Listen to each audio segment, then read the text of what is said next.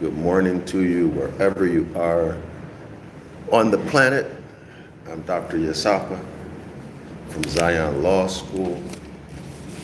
Okay, this is our next presentation on cancer in the Gospels. And here's our book.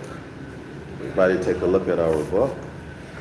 This is the Gospels and the Zodiac, the secret truth about JC, the Christ figure, by the Reverend Bill Darrell-El. So the link to this book is in the description area of this video. Also, you can get the link to the Devil's Pulpit and also the link to Volony's Ruins. All those links are in the description area of this video. You should print all of those books. Everybody should, everyone should have a very good understanding of these topics, okay?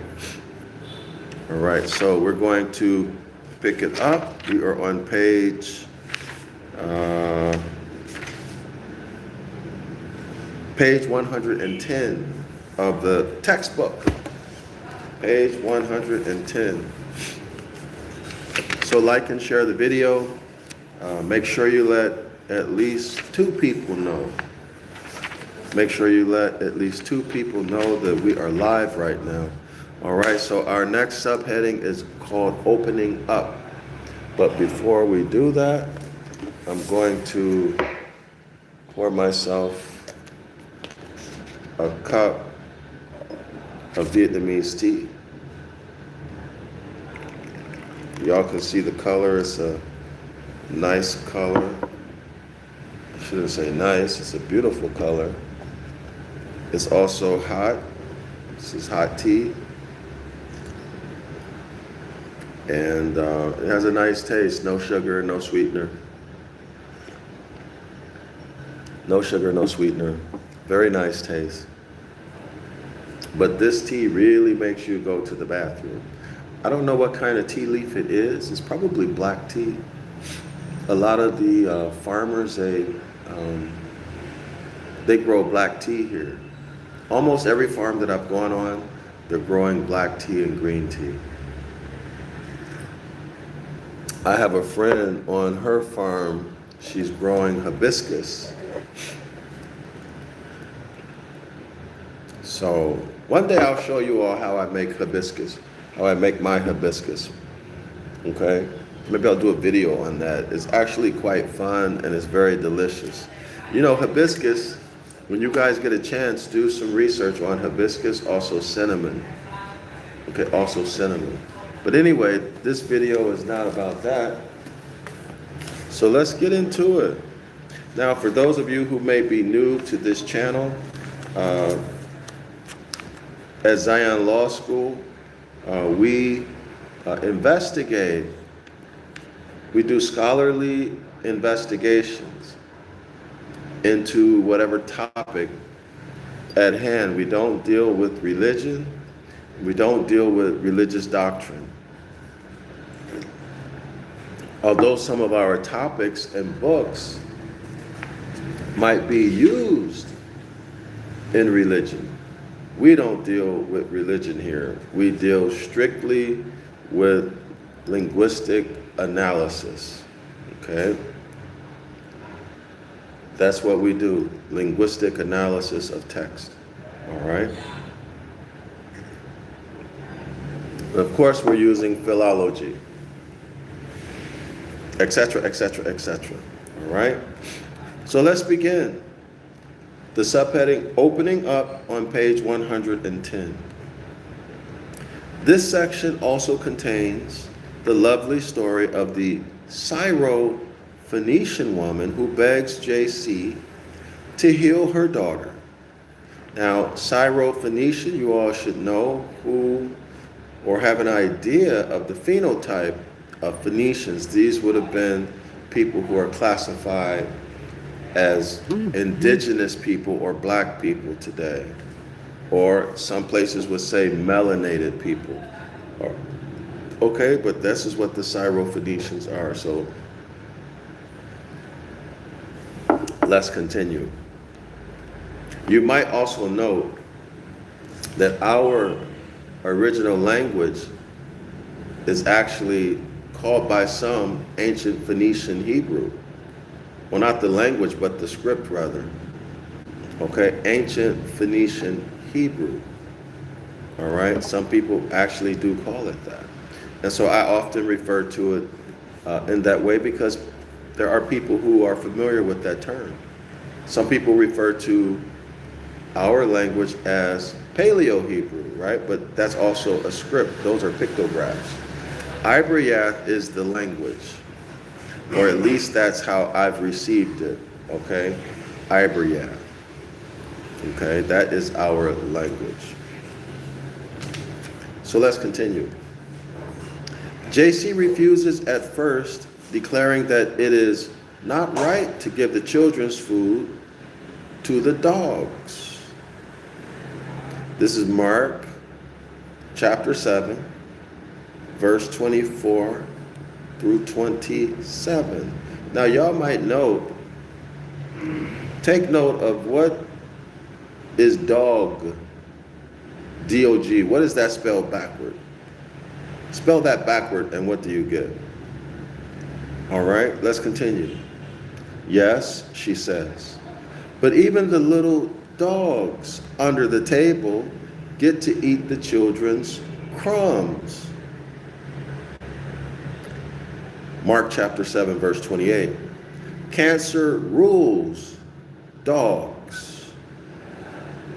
Okay, so y'all should be thinking astrologically right now.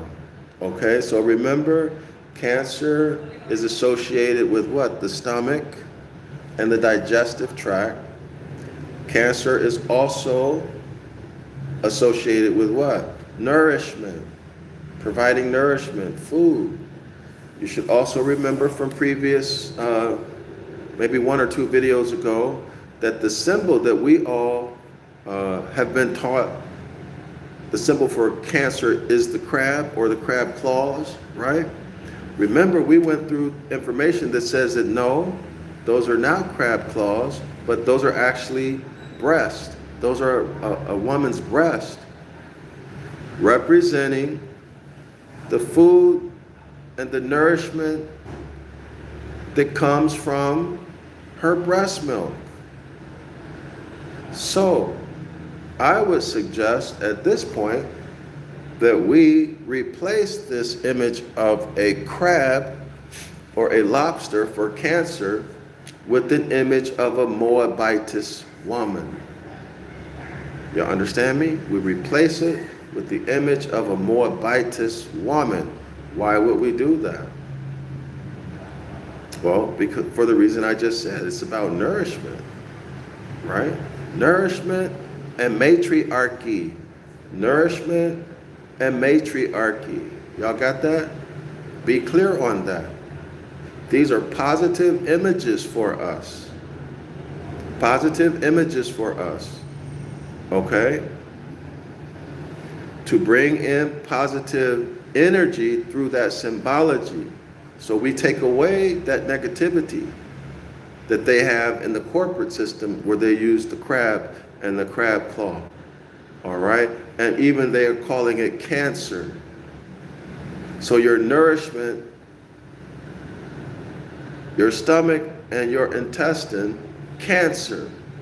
All right? So we should not do that, in my opinion. In my humble opinion, we need to get away from that. All right? No longer call it cancer. Maybe for now we just call it the Moabite woman. If y'all follow what I'm saying, what I'm trying to say to you. All right? Cancer is bad health, right? That's when your cells go haywire. It's like there's mutiny on the ship. The cells no longer do what they're designed to do. Okay? And of course, that doesn't support life. All right? That does not support life. Okay? That will cause you to expire. Cancer. Anyway, so let's go back into it. So you guys should think about, scholars, you should also be thinking when you hear dogs, You should be thinking what? Celestially. You should be thinking about constellations. Let's continue. Cancer rules dogs, particularly the faithful, protective, domestic variety of dogs. And Alice O. Howell tells us in the Glastonbury Zodiac, quote, "It seems that instead of a crab for Cancer, there was a dog." Y'all got that? So my thinking is correct. We need to correct that. Now, according to Alice O. Howell, this person, in their book, Glastonbury Zodiac, this image or symbology of a crab was initially, or at least before it was a crab, it was a dog. Okay, it was a dog. Why? For its faithful, protective attributes. We went through this in previous videos on this topic, y'all. But I would take it a step further. It should be nourishment. All right, it should be a Moabite woman, or even the symbology of whatever symbolism we can come up with as a people to represent the ancient Moabite woman. Okay, the symbol for matriarchy and nourishment. Matriarchy, that's where the protection comes in. Y'all got it? That's where the faithfulness comes in. Okay, the preservation of the practice of natural law, the preservation of honorable conduct, higher self-behavior being taught in the family, guiding our commerce and intercourse with each other and others. Y'all follow what I'm saying to you? Okay, so let's continue. This quotation was from Howell, 1990, page 136. The Greek text specifies that the woman was talking about, quote unquote, little dogs. Watch the collapse right. Do no harm. Freedom equals anarchy, peace, and love. DrYasapa. Yes, indeed. Yes, indeed. Yes, indeed. And peace and love back to you. Islam and Shalom. All right, let's continue, scholars. The Greek text specifies that the woman was talking about, quote unquote, little dogs.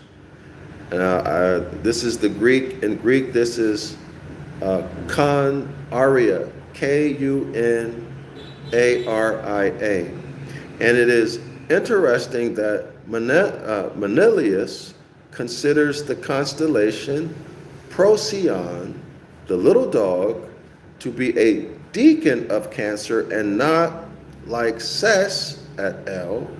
Of Gemini. Okay, so here's some discrepancy between Ses and Menelaus. Both of these have been cited extensively in this book. Ses says that the little dog is the constellation Procyon, and Procyon is actually a deacon of Cancer, whereas Ses says that Procyon is a deacon of Gemini. So what do we mean by deacon? So in review, a deacon of a zodiac sign is simply a constellation that's located in the same neighborhood or near to that specific zodiac sign, okay? So having this knowledge of the deacons, the zodiac sign and its deacons, helps you to look up into the starry sky, and what are you going to see? You're going to see Jerusalem. You're going to see Jerusalem. If you don't have this knowledge, what are you going to see? You're going to see a wilderness. None of it will make sense.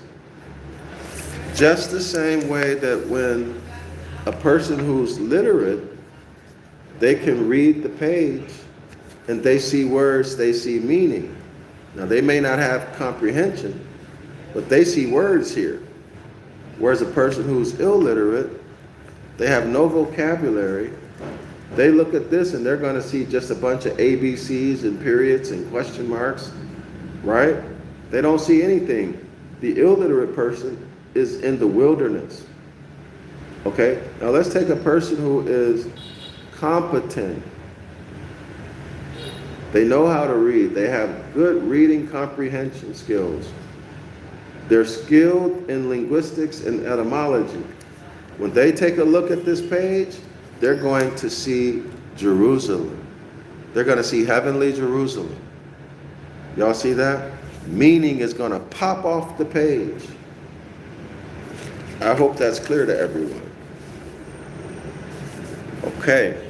Now, Seiss says concerning this issue, but when the crab, so that's Cancer, have doubled 10 degrees and reared 7 more, bright Procyon leaves the sea. So Procyon is a bright constellation, okay? Procyon leaves the seeds, S-E-A-S, inclines to weave strong nets to train the hound. That's a capital H-O-U-N-D. To know the breed, capital B-R-E-E-D, and to improve the sound. And they have sound capitalized, S-O-U-N-D. So that's on page 161. Could the woman's reply contain a veiled reference to a constellation that Mark considered a deacon of Cancer? This is unlikely. The deacons loosely surround the zodiacal constellations, and in some cases might be said to belong to one as to another. Okay, so there's some ambiguity on which deacons belong to which constellations.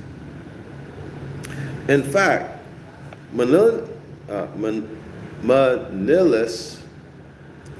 lists of deacons is quite different from that of Seiss. And this discrepancy could indicate some measure of disagreement in the ancient world. Or it might represent disagreement, or it might represent one or both of them hiding something, right? Or one of both of them being incompetent in that area, or one or both of them just making it up. Just making it up. Okay? Just making it up. Which is not unheard of. So what does this tell us? We can create, or we can determine which constellations or which deacons belong to which constellations. We can do that ourselves. Or I can do it myself if nobody wants to participate. I can do it myself. Okay? That's not the issue. The issue is when you look up into the sky, you see meaning. When you look into the starry sky, you see meaning. You're not looking at a wilderness. I don't really care what the Greeks said, to be honest with you. Anything that the Greeks say, I take with a grain of salt. All right? The idea is to be able to look into the sky and you're able to see images that you've created so that you can navigate, so that you have landmarks, so that you can know what you're looking at. So as they say in the devil's pulpit, so that when you look up into the sky, you're looking at heavenly Jerusalem. All right? You see meaning. You can navigate. Okay? All right. So let's continue. So it is by what? It is by being able to create meaning that allows you to see heavenly Jerusalem. Right? And how is that done? Creating images or symbols that represent constellations. So what is this? This is simply pattern recognition. That's all it is, pattern recognition, okay? Now, from ancient days, certain clusters of stars you would see over the horizon to the east at sunrise. Okay, every vernal equinox, you see that same one. That's the zodiacal age. All right, y'all? Okay? So the work becomes simplified, and those energies are said to affect the physical as well as the consciousness of Earth itself and of all living things. All right. Let me check the time. All right, we still got some time. Like and share the video. Be sure to support I'm Dr. Yasapa from Zion Law School. Be sure to support the Book of the Law Translation Project. The Book of the Law Translation Project. Be sure that if you feel in your heart that you want and you think we must have and we deserve our own copy, our own version, a faithful version, a loyal version to the original language of the Book of the Law, then y'all support it. Support the production, the distribution, and the marketing of the book. Okay, once it is complete. This is the big project, y'all. See, these other organizations you look at, like the NIV, Dawei Reams, all of them, all of these other translations, they have actual teams, translation teams, okay? And they have support of their communities, otherwise it cannot be done. All right, this is full-time work. Do no harm, freedom, hello, okay, go, Sonotis 89, hello. Islam. May I ask the topic? Okay, so the topic is cancer in the Gospels. Cancer in the Gospels. So here's our book, The Gospel and the Zodiac, The Secret Truth About J.C. the Christ Figure. This is written by the Reverend Bill Darrell-El. The link to the free PDF is in the description area of the video. We discussed, well, we're on page 110 right now. All right, we're on page 110 now. So this is, I believe, the sixth video in this series on cancer. So you can go back and watch the first 5 presentations right here on Zion Law School on YouTube. There are 5 additional cancer presentations, okay?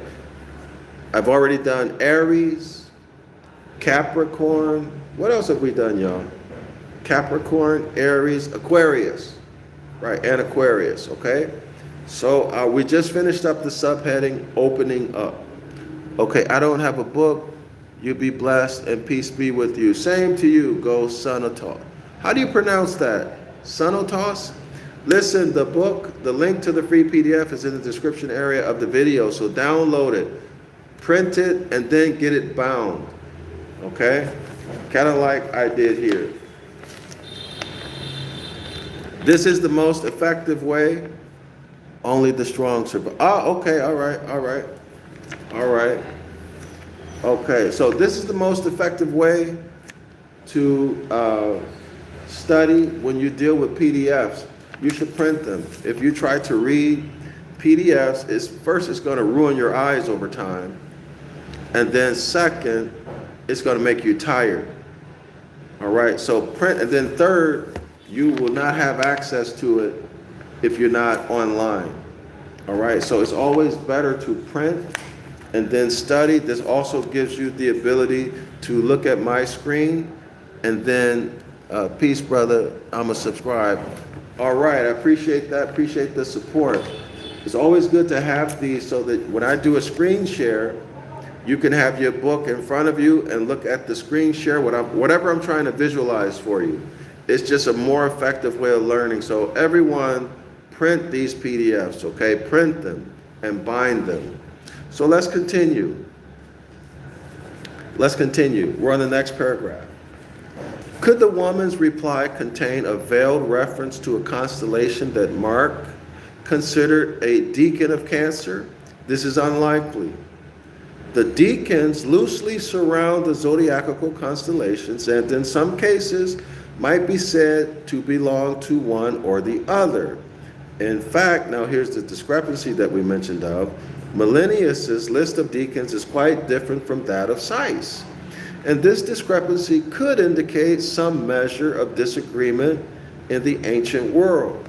However, as I am aware, this is the only occasion on which Mark seems to follow the tradition represented by Manilius over that of Seiss, inherited from the 10th century Arab astronomer Al-Bamasir. Y'all got that? There are, in fact, quite a number of quote-unquote dogs in this part of the sky. And Saisius mentions Catalui and Cain's Laconike, the lapdogs or puppies, and the Spartan dogs as titles for both of the bears. So this is from Allen, page 450.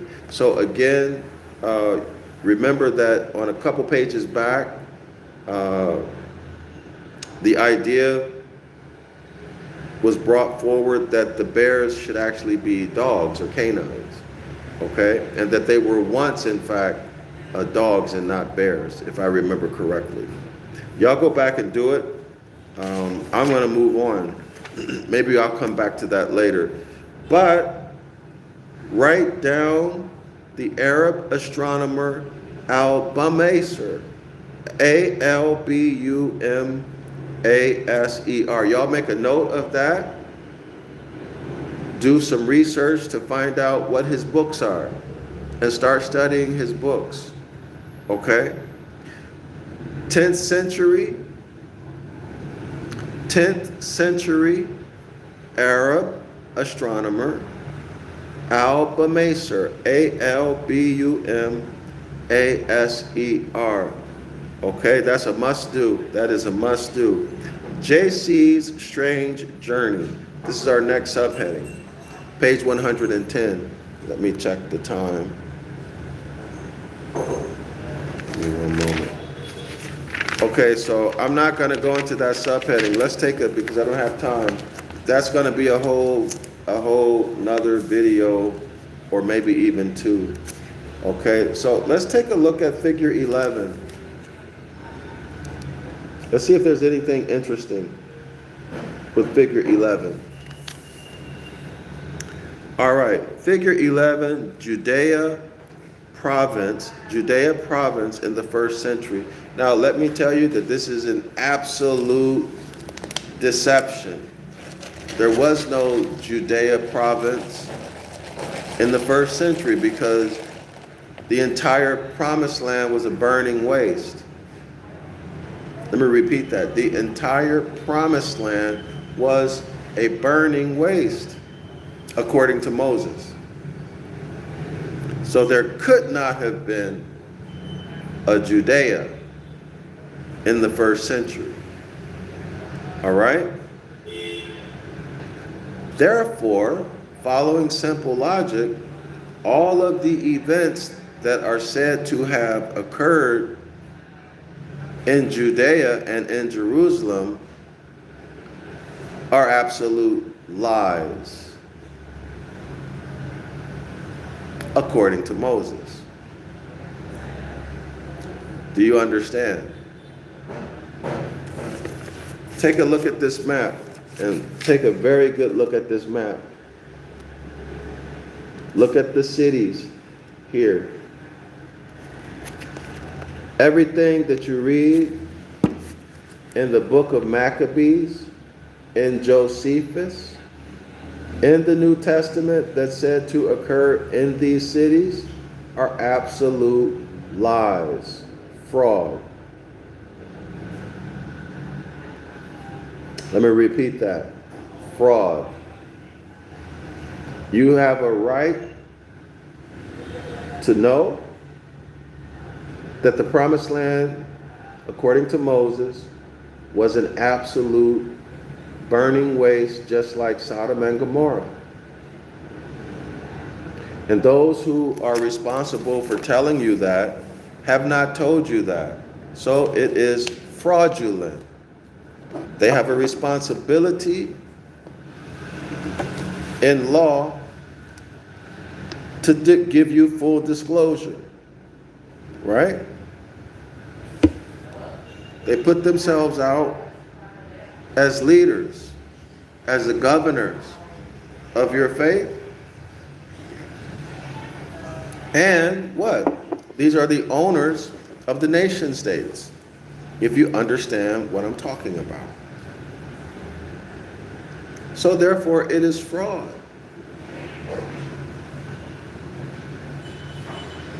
I want y'all to think about what I just said. Think about that. Watch the video again that I did with Sanetta. That's on the homepage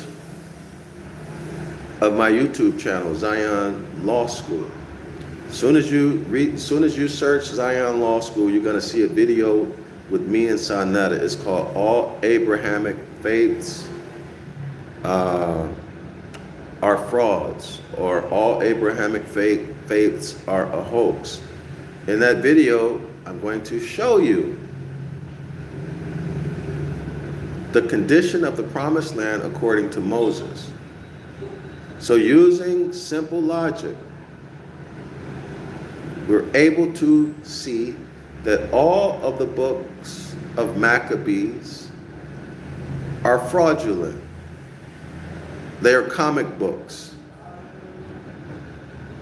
I'm going to repeat that. They're all fraudulent. They are comic books.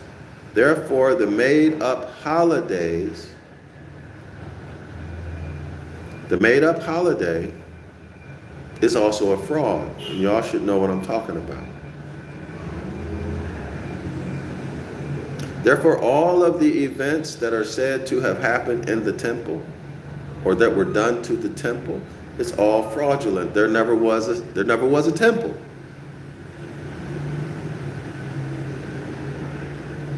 That means that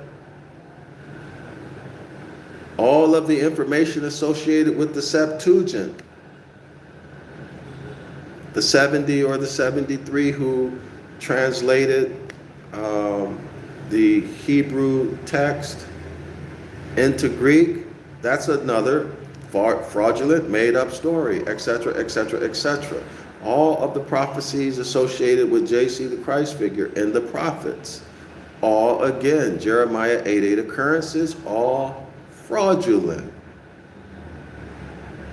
All fraudulent. So they've got you following another law.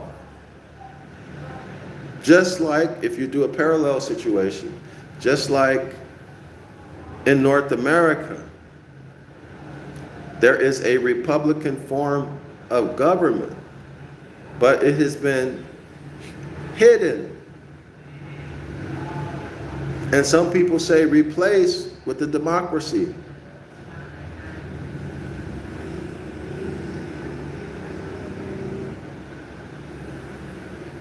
No different.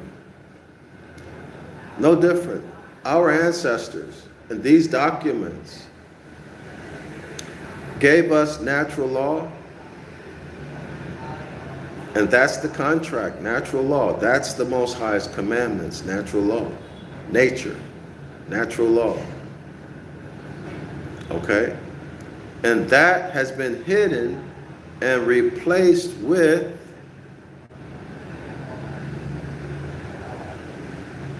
maritime and admiralty law,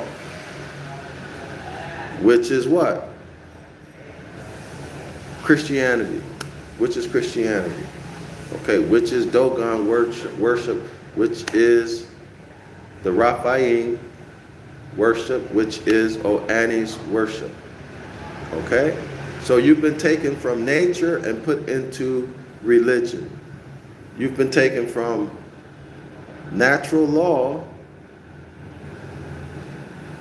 and put into a system of doctrines. Okay, a system of doctrines. In nature you have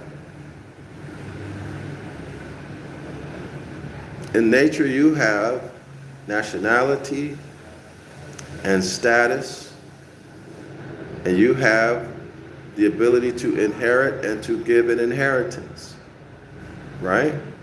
But in these doctrines, you don't have that. You gave it up, or it was taken from you without your knowledge. And here in this civilly dead state, you have nothing, and you need to work for the corporation, and you need to pay tax. And everything that you were born with, your entire inheritance has been escheated from you, and you have been and are being attained, and you're paying somebody else, a foreigner, to use what naturally belongs to you. Okay, so let me show this again. This is an absolute fraud. Go back and watch the video I did with Sanetta to learn exactly what I'm talking about. Shalawama and Islam to the Moors. I hope that you scholars learn something. Always relate this information to law. Always relate this information back to law, back to our treaty, the Treaty of Peace and Friendship between the Moroccan Empire and the United States, and the Constitution for the United States of North America. All right, so this would be 1836. All right, the treaty is 1836. So always make those relations, always make the connection back to natural law, and always do your best, do your absolute best to try to see or make the connection to the remix